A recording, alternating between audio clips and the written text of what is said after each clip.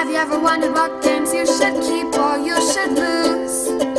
Find out here at Purge Reviews. Moneymaker is one of the most unique board games I've ever played. I'm going to tell you it's an economic game. You're going to say, hey, there are tons of economic games that are released. That is true, but Moneymaker is more of an educational game. But don't let that scare you away. Moneymaker is going to have you kind of investing in things and moving around money and the board. But as you're doing it, you're going to learn how the economy actually works. As somebody with an economics degree, I can tell you this game has a lot to offer.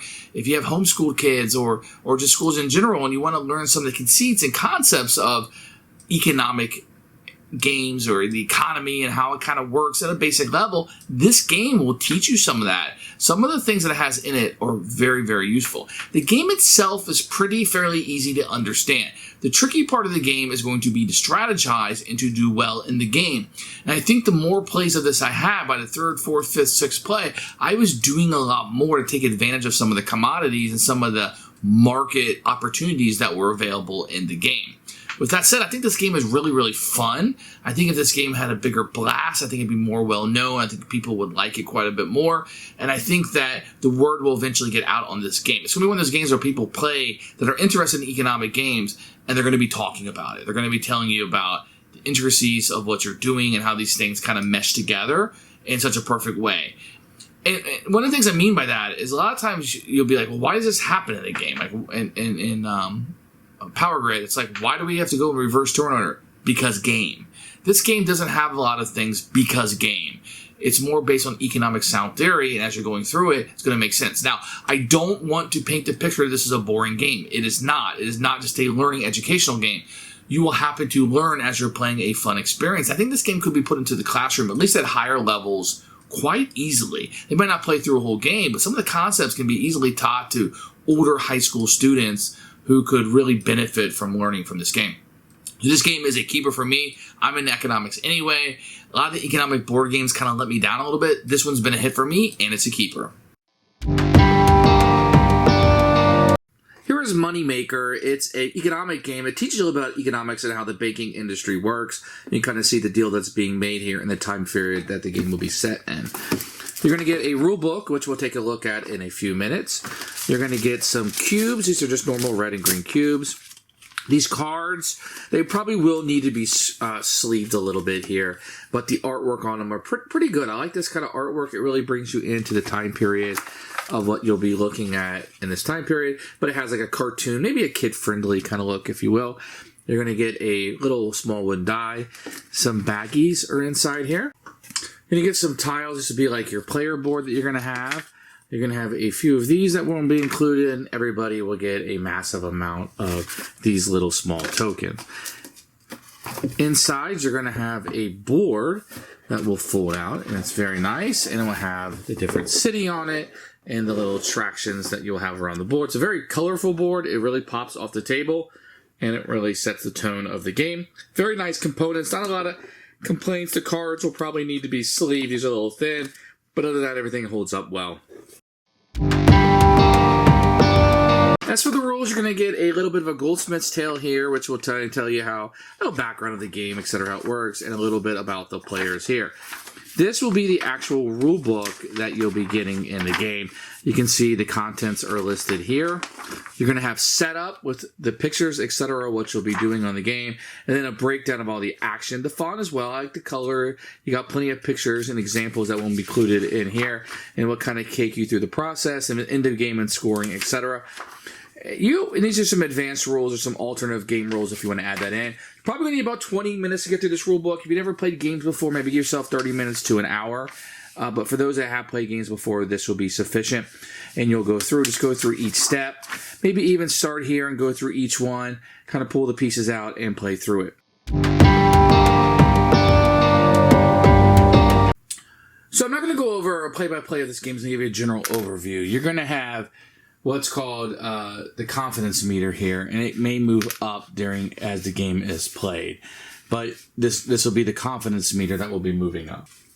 You're also going to have these event cards that you're going to shuffle up, and you're going to place a number of these on the bottom You're going to shuffle up the event tiles. These will have different events that will happen randomly throughout the game, and they'll be placed down here. You can see the little marker for them there.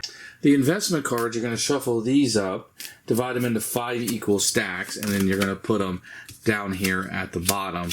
But you'll have the whole deck there, so they'll all be kind of set up there, and you can put the pile. Each player is also going to have the 4 action cards in their color. So have your person on the back. This will be kind of like your starting hand, if you will. Each player will have a little token here that will be placed out here, and this will be your credit rating. So you're going to start out with a lower credit rating, and it'll move up as the game progresses. What's going to happen is each player at the beginning of the round is going to choose one of these cards, either auction and return, buy and produce, sell products, or margin call. You're going to play it face down. Then it will be revealed and you will do the action, whatever it is that you chose. So I'm going to go through each of the actions and kind of show you what are possible during the turn. First thing you do is you choose one of these investment cards are at the bottom here, and you would simply auction it off. You'd calculate the minimum bidding by multiplying the quantity of required products with the current market price of whatever this good would be. Then you would just bid out and somebody could gain that. You're also going to have these green cubes over on this side and the red ones over on this side, and you can buy and produce dues. You may credit up to 4 products in the market for half the total market price. That's how much that you would pay for the goods. The third possible thing is you can sell products back. The market price is numbered to the spot in the market where you place the cube. So if you're placing a cube out, this would become the market price of what you're purchasing or what you're selling it for. Or you can do a margin call, which is pay off the amount listed here, and then your credit would go up, and that's going to help you throughout the game, just paying the price and then moving yourself up. This is in fact going to increase your credit rating that you're going to have throughout the game. Then you're going to roll the dice, and depending on what this die roll is going to be, you are going to be able to receive products when the sector is rolled, and that will come off of if you're able to roll what's on the event card. For each player has 50 or more credits on the board, take 3 goods in the market and put them in the supply. Another possible event would be war. Each player may give away credit by placing it on the board. Players may deliberate whether to do so. If the players together place at least 50, the confidence mover moves 3 places to the right. The plague. In the next round, no player may buy or sell with the market. Only production, auction, or repairs may happen. So those random events may occur. Now, what you're going to have here in the middle of the board is where the bank runs can occur. And this is going to dictate how that's going to be handled. Now, you're going to roll the dice to see which island. So if I were to roll a ship, then you know it would be a ship island that would occur, would be the bank run. Everybody who has credit outstanding to these locations would then have to pay. If you're unable to pay it off, you become solvent. And then once you have that, you cannot use your credits to repay any of the process that would go through that.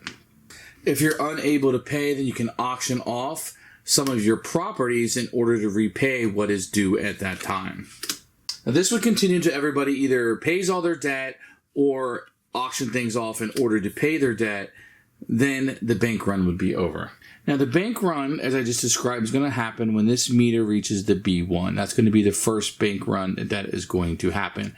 And this will take you through the process of that bank run. At the end of the game, you're going to score points for the gold that you have. Your investment cards will score you points, how much your credit rating is, etc. And then you'll take off your credit versus your liabilities, and then that will be your score for the game. So in theory, you're an investment banker in this game, and you're going to be trying to increase your amount and the most money. Each round, like I said, you're going to choose what auction that it is that you want to perform, and then that auction will be occurred in an attempt in order for you to increase your profit the most. Normally, you'll be buying these cards or buying goods or produce or selling them back in order to flip them for the most money. You have to generate coins as they're going to be required in order to pay back these investments that you have based on your credit rating. If you can't pay back the credit, you're going to be in a big trouble here, and you're going to have to start auctioning off your assets in order to pay for it. So it's a very good learning tool in that regard. After the bank run of 3 times, the game will end. Then you will score up and see who has the most points. Who should buy this game? If you like economic games, this is a must-have. If you're looking at a lighter economic game, and by lighter, I mean easier to play, this will definitely be it. If you want something to like maybe teach like a high school level kid and you want them to be learning about these economic policies, and maybe even middle school if they're super duper bright, I think these will hit that wheelhouse for you. For us, this has been a fun experience, one I can actually recommend to you as an economic game, and it's a keeper for us.